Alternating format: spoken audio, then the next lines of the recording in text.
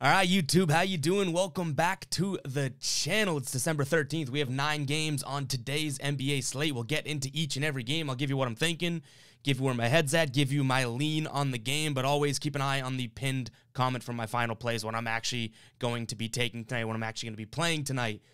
Yesterday, we didn't have a video come out. I tried to. The scheduling, I was running around all day yesterday, so apologies there on no video, but hopefully you guys are following along on our communities tab because I gave out my only pick that I had of the day, or that I was rolling with that day, which was the Bucks yesterday, and that covered. So in our last couple days here, if you flash back just to the beginning of last week, I'm here going, oh boy, this could get ugly. But no, now in the last 4 days or so, we started to round it out. I believe we're 7-3 overall in the last couple days. So hey, maybe we're turning a corner here. You know, we've had some ups and downs. Hopefully we're going on a streak here. I'd love to see that. I'm sure you guys would too. But yeah, we'll jump into today's slate, guys, and make sure to stick around for the hashtag of the day. I love the action that's getting, and if you don't know what that is, just stick around to the end of the video. It's your way of getting a chance to be shouted out in the next video, and it's something I'm really glad that we introduced towards the start of the year there, because it's been fun for me too. So make sure to stick around for the hashtag of the day. Hit that subscribe button, like the video, all that good stuff. Let's jump into it. Tonight we have the first game on the board, and Pacers hosting the Warriors here. Pacers 4-point underdogs at home. This number, this seems like, you know, the Warriors go on the road, they lose to Philly, you know, I think this number may be a little bit inflated because this Indiana team has won 3 in a row now, and the Warriors had a tough loss there on the East Coast against the Pacers. You guys know where we are here. I don't need to, you know, beat around the bush here. We have been on the Warriors train for a little while now. This entire season, pretty much. Excuse me. Wow, I'm getting choked up about this one. 17-8-1 against the spread. This Pacers team, I will give them credit. They're starting to turn that corner, but I can't bet against the Warriors here. We're gonna go with the Warriors -4 here on the road against the Pacers. You know, this is one of those games that I look at what everyone's saying and some predictions and whatnot. People are saying they think the Pacers win this one outright as underdogs. I don't know. Are we overreacting to that loss against Philly that much? I get it. The Warriors didn't look like themselves, everything like that. But in terms of injuries, all I see is Andre Iguodala is going to be ruled out there. So, you know, unless there's some injuries I don't know about, I think that this line is way too low for the Warriors. So give me the Warriors -4. Make sure to keep an eye on the pin comp to see if we officially play that. But as of right now, I'm leaning towards officially playing that one. Next up, we have the Cavs hosting the Miami Heat here. The Cavs 5.5-point favorites. Now, I know the Heat have their injury concerns, but if you were to tell me at the beginning of the year, you'd be like, hey, Ev, on December 13th, the Cavs are going to play the Heat, and the Cavs are going to be near 6-point favorites against the Miami Heat, who everyone thought would be one of the best teams in the East. I would have told you you're crazy. But this Cavs team, what do we call them around here? The Covering Cavaliers. 22-5-1 against the spread. I don't love the number for them, so I think that I'm sticking away from this one, but you're not going to catch me betting against the Cavs. Really, you're not. You cannot catch me betting against the Cavs until further notice, and I don't want to just jump on the Cavs train. You know, we tempted fate there. We pushed it to the limit. We jumped on them against the Timberwolves, and they hit. But I know some of you guys watching are like, hey, I've been on the Cavs train since the beginning of the year. Ev, you can't just get on when it's good and ruin it for the rest of us. So I will be staying away from this game. I would lean Cavs, but that number seems a little bit too high. But I'm probably the dummy in the room here because I don't know what number is high for the Cavs. This Cavs team just continues to cover and cover and cover and cover. They've covered 10 games in a row against the spread, and I believe they're 10 or 11-1 in their last 12, something like that. Crazy, this Cavs team. So I would lean Cavs here. I don't know if I'm going to touch it because I don't want to be the jinx. I don't want to be the jinx that ruins it for everyone else. But I would definitely lean Cavs here because obviously we've seen Jimmy Butler, Bam Adebayo, now Martin's out, like a lot of injuries on the Miami side of things. Next, we have the Raptors hosting the Kings here. Raptors 4.5-point favorites. This Kings team, I think a lot of people are looking at this line saying this Kings team is going to push the pace. I think that this Raptors team can totally compete with that pace. And if not, they can kind of control the game here. So I do think that this game is going to fall into Toronto's favor here. Rashawn Holmes has been out for a while with that eye injury, and I think people are underestimating how big of a loss that is for Sacramento there. So I'm going to lean Toronto here, -4.5. I don't love this, but I like the spot way more for them than I do the Kings here. This Toronto team has won 3 out of the last 4, and Sacramento has lost 2 out of the last 4 there. So, you know, just you're riding the hot hand here in Toronto. It's not a scorching hot take, but this Toronto team is a better team than the Kings, and I think 5 points is a doable number here. So I'm going to be leaning towards the Raptors. Make sure to keep an eye on the pinned comment to see if I end up pulling the trigger there.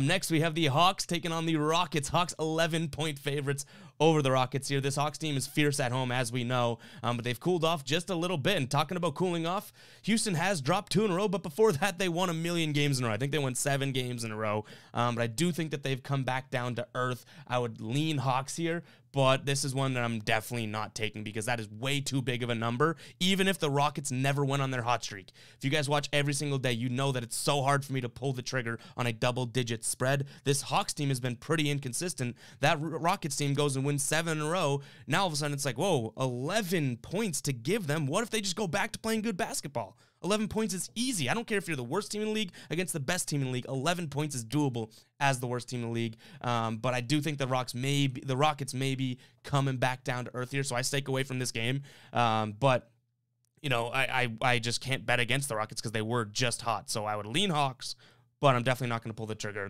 That's not going to be on the final ticket. I can tell you guys that. But you know that this Hawks team's it's funny because like I could also just see the Rockets winning this one outright. This Hawks team's good, but they've been inconsistent. You know what I mean? So we shall see. Next up, we have my Celtics taking on the Bucks. Celtics 1-point favorites here at home. If I'm being completely honest, guys, I'll jump right out and say you guys should know by now if you watch every single day. I'm a massive Celtics fan. By the way, we'll be live after every single Celtics game, including this one on the channel. If you want to talk Celtics, if you want to talk anything, we will be live. But either way, I got to be honest with you guys. I can't find myself betting against the Celtics.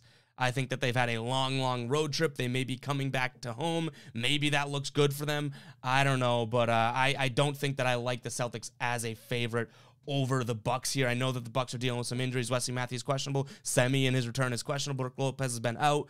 But, you know, with Jaylen Brown now questionable here, I think he's upgraded to probable, actually, so he'll go. Josh Richardson's out. I don't love this spot for the Celtics, so I'm going to stay away from this game. And that's because I can't bet against my team, and I won't. And you guys call me out for it in the comments, but it's what it is. It's going to be like that. I'm a Celtics fan. I love the Celtics. I can't just watch a game knowing that I bet against them. So I'm sticking away from this one, but I like the spot for the Bucks more than the Celtics. Next up, we have the Grizz taking on the Sixers here. Grizzlies, 3.5-point underdogs at home. Philly getting that huge win over Golden State. Do they ride that momentum? Both of these teams are pretty good. Only one loss in their last 5 games each. In terms of injuries, nothing major on Philly's side of things. But on Memphis, we have downgraded to outful for Steven Adams. That's going to be huge in covering Embiid. Jaren Jackson Jr. is questionable. Clark out. As we know, John Morant is out, Merrill out, and Williams out. A lot of injuries on the Grizzlies side of things. I lean Sixers here. I think this Grizzlies team has been red hot, sure, but with all those injuries, if they are truly banged up and the Sixers team finally getting somewhat healthy, I like the Sixers here minus 3.5.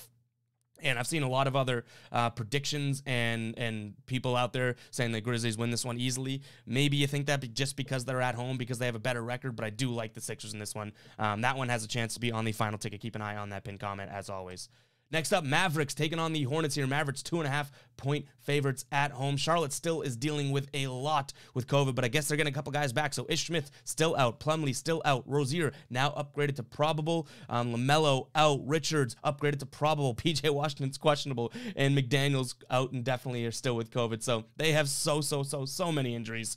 Luka Doncic also out, though. So on the other side of things, that's a huge loss. Willie Cauley-Stein's also questionable. So a lot of injuries to deal with here. And when everything's so injured and everything's so messed up, I'm going to lean the underdog. Charlotte on the road here against this Mavericks team. This Mavericks team has been very confusing and very inconsistent this year. And not having Luka, don't think that that's going to help. So I'm going to lean Charlotte here. You guys know I love Charlotte. I don't love the injured Charlotte. We did take them against the Hawks a while back, just a few games ago, and they ended up winning that one outright, I believe. But yeah, so we're leaning Charlotte, but it is just a lean because it's tough to bet on a team like that is so injured. Like PJ Washington now has become one of their guys that has to have the ball a lot. Now he's injured. So is it just going to be Miles Bridges, Gordon Hayward versus the world?